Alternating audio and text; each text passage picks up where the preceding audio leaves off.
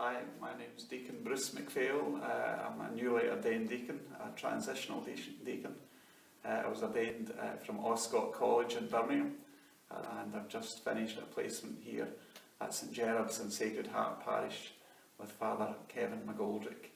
I've been asked to say a few words about my experiences, my vacation story, I suppose, and my more recent experiences at seminary.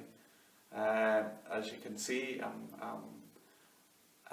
a mature man, I'm not a younger man, so I'm a kind of slow boiler when it comes to vacation. I didn't really think about going to seminary seriously until my mid to late 30s.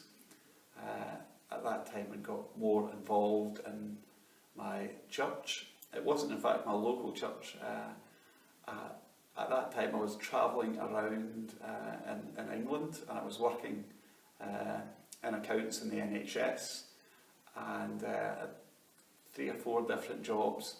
And one of the things I most appreciated was the ability to join a parish where they didn't know me, but I was accepted immediately as part of the community.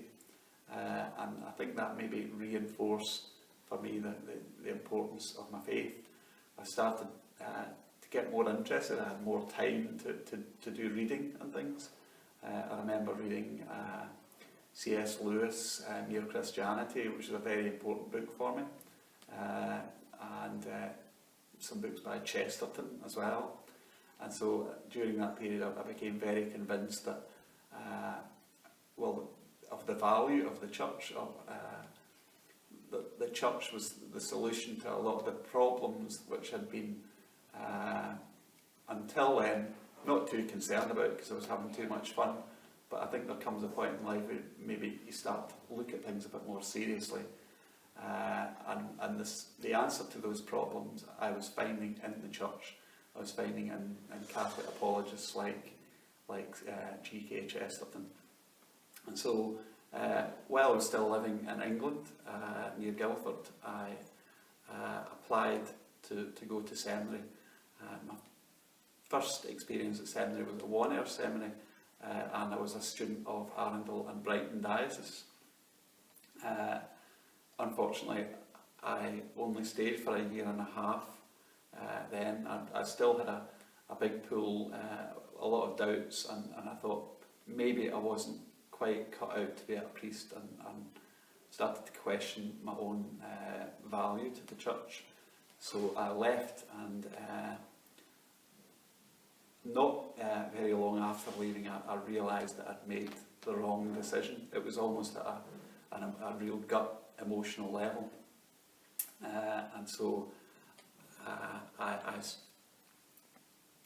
it didn't take me very long before I was asking to come back into seminary, and I did that with Motherwell Diocese, which I think is a fantastic thing for me because it's a homecoming. I think people in Motherwell understand me better, and I understand people in Motherwell better too. So I think if I am to be a priest, God willing I will be a priest, I think I'll be more effective as a parish priest in the Motherwell Diocese. So for the past 5 years I've studied in Oscott College. There are currently 4 other seminarians, but there have been 5 or 6 of us there from Motherwell Diocese. We kind of punch above our weight in terms of vacations, and I always think that's because there are lots and lots of people out there in Motherwell praying for vacations. I mean, that is the most basic important thing, but you might be very surprised if you go to seminary and you see that bigger dioceses like Salford have fewer people in seminary. So I think that there's something very, very special about Motherwell Diocese, and that we have those men called to the priesthood.